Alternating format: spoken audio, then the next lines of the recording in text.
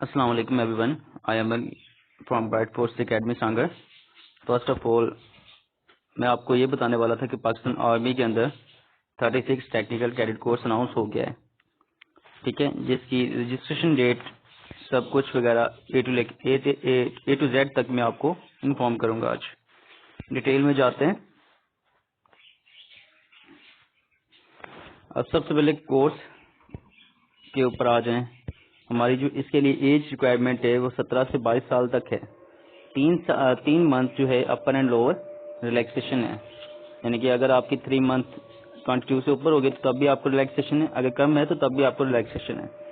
अच्छा, marital status जो है अनमैरिड होना चाहिए, ठीक है, जेंडर मेल। अच्छा, इनकी जो हाइट रिक्वायरमेंट की बात है तो हाइट में नो कॉम्प्रोमाइज होता है, 162.5 सेंटीमीटर हाइट चाहिए। अगर 0.5 सेंटीमीटर भी आपकी कम है तो अनफिट हो जाता है बंदा। अब रही बात वेट की, तो वेट आपकी हाइट के हिसाब से मेजरमेंट होती है। उसके बाद रजिस्ट्रेशन आपके 18 दिसंबर 2023 से 2 फेब 2024 तक रहेगी। सैटरडे संडे को भी आप रजिस्ट्रेशन ऑनलाइन कर सकते हैं। अब रही बात टेस्ट की, तो टेस्ट इसके कब स्टार्ट होंगे?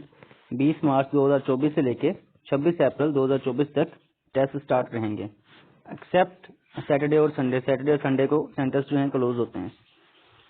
उसके बाद नेशनैलिटी आपकी जो होनी चाहिए, citizen of Pakistan and domicile holder Azad Kashmir Gilgit Baltistan upon final selection candidate with due national will have this standard nationality other than Pakistan. For example, एक बंदा है वो फॉरेन कंट्री से है, उसके पास 2 नेशनैलिटी है, पाकिस्तान की भी है और फॉरेन की भी है, किसी भी मुल्क की, तो उसको एक नेशनैलिटी पाकिस्तान आर्मी के लिए छोड़नी पड़ेगी, देन वो पाकिस्तान आर्मी की ज्वाइन कर सकता है। क्लियर है? ये तो हो गया हमारी एज हाइट का सारा मामला टेक्निकल कैडेट कोर्स का। अच्छा, मैं आपको ये बताता जाऊं कि ये एक शॉर्ट सर्विस कमीशन में आता है। आपको 4 साल आपको यूनिवर्सिटी में पढ़ाते हैं। उसके बाद 6 मंथ की आपकी पीएम 1 ईयर की पीएमए के अंदर ट्रेनिंग होती है। उसके बाद आपको कैप्टन के रैंक पे डायरेक्ट प्रमोट किया जाता है।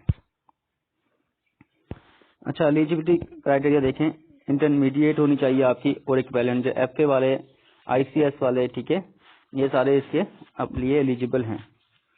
अगर इक्विवेलेंट आपका डीई वाले जिनकी डीई है इक्विवेलेंट होनी चाहिए इंटरमीडिएट की, वो भी अप्लाई कर सकते हैं। और मैं आपको एक और बात बताता जाऊंगी, प्री इंजीनियरिंग वाले इसमें अप्लाई कर सकते हैं, प्री मेडिकल वाले अप्लाई नहीं कर सकते, क्योंकि इंजीनियरिंग कोर है तो इसमें प्री मेडिकल वाले अप्लाई नहीं कर सकते, ओनली इंजीनियरिंग वाले कर सकते हैं। और आपकी जो परसेंटेज मैट्रिक एफएससी की होनी चाहिए 65% होनी चाहिए, then you are eligible to apply. अच्छा, होप जिन्होंने एफएससी मतलब एफएससी पार्ट 1 में है, पार्ट 2 में है और एफएससी पार्ट 1 का रिजल्ट आ गया है, जिन बच्चों का फर्स्ट ईयर का रिजल्ट आ चुका है, ठीक है, वो भी इसके अंदर अप्लाई कर सकते हैं। होप सर्टिफिकेट अपने कॉलेज से बनवा कर अप्लाई कर सकते हैं। ये मैं शॉर्ट आपको बता रहा हूँ।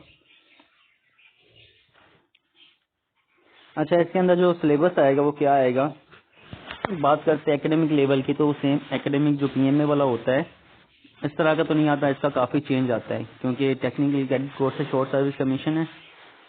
तो इसके अंदर आपका एकेडमिक लेवल के अंदर फिजिक्स, केमिस्ट्री, मैथ्स आती है और इंग्लिश आती है, ठीक है, बाकी जीके वगैरह बिल्कुल नहीं आती। अगर आएंगे वो 2-4 सवाल आएंगे पीएमए के अंदर, तो आपने देखा होगा जीके वगैरह, इस्लामियत वगैरह बहुत ज्यादा आती है, लेकिन इसके अंदर ऐसा कोई सीन नहीं होता, जीके वगैरह बहुत कम आती है। ज्यादा जोर जो आता है केमिस्ट्री का आता है, फिजिक्स का आता है और इंग्लिश का आता है। उसके बाद ए लेवल 100 लेवल वाले पे अप्लाई कर सकते हैं। इसमें अभी जो इन एलिजिबल हैं कैंडिडेट्स वो कौन से हैं? ट्वाइस रिजेक्टेड और twice screen out by inter service selection board, ISSB general headquarter, GHQ naval headquarter, NHQ air headquarter, AHQ selection board, और once rejected by inter service selection board and once rejected by general headquarter, air headquarter और naval headquarter. इनसे जो बच्चे reject हो चुके हैं, screen out हो चुके हैं, ठीक है, वो भी इसमें नहीं अप्लाई कर सकते, मतलब 2 बार जो हो चुके हैं, चाहे वो ए फोर्स से नॉट रिकमेंडेड हो गए, चाहे वो आर्मी से हो गए, चाहे वो नेवी से हो गए, मगर आईएसएसबी के चांस आपके पास सिर्फ 2 होते हैं इंटरमीडिएट पे। एक होता है आपके पास ग्रेजुएशन लेवल पे, विड्रॉल डिस्चार्ज रिजाइंड और purchase of commission from the any academic training institution of the armed forces on any ground.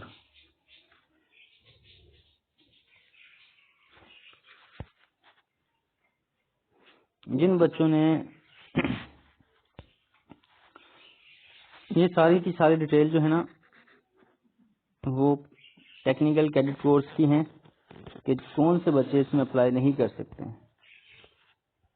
जिसको हेपेटाइटिस बी या सी होते हैं वो भी अप्लाई नहीं कर सकते, अनफिट होते हैं वो भी।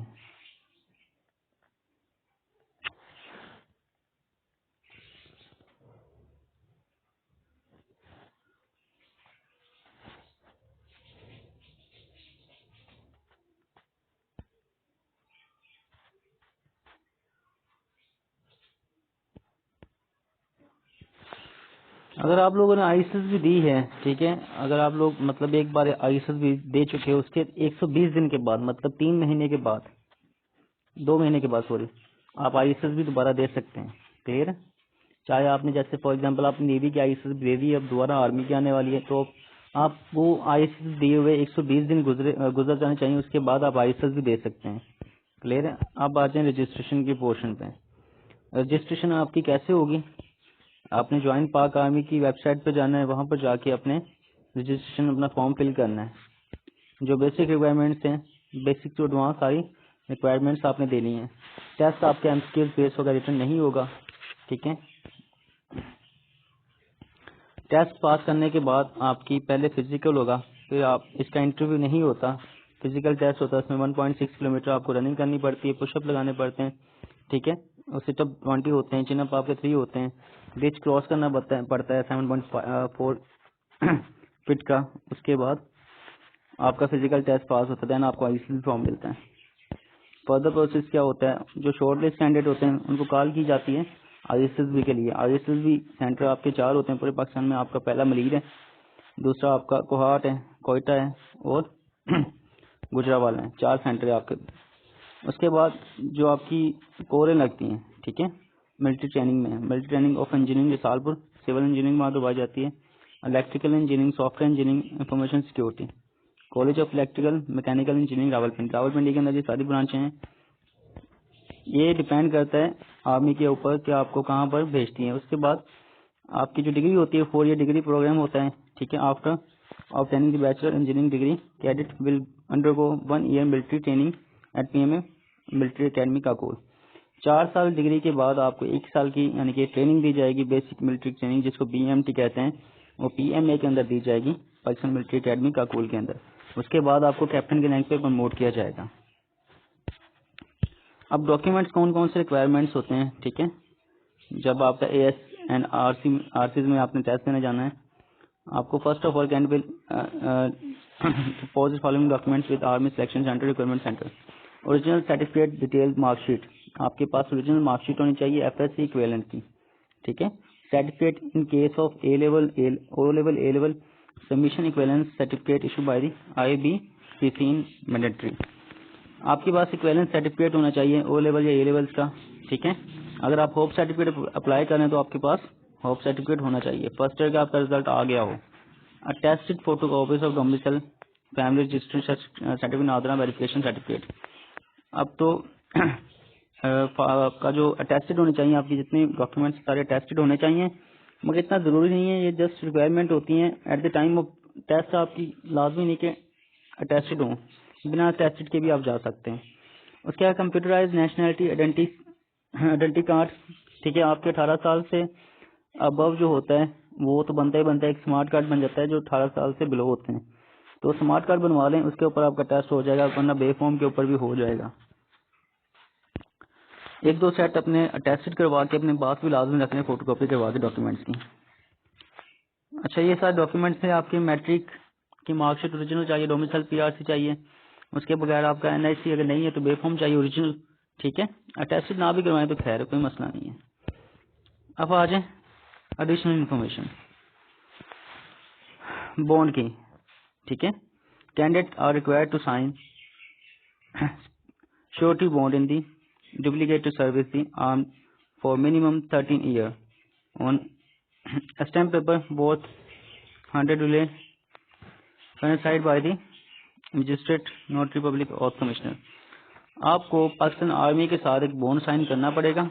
ठीक है, जो कि 13 साल तक आप पाकिस्तान आर्मी के अंदर सर्विस करेंगे, उसके बाद आप रिटायरमेंट ले सकते हैं। मगर ये आपने मिनिमम 13 ईयर आपने सर्विस करनी है पाकिस्तान आर्मी के अंदर इस कोर्स के बाद।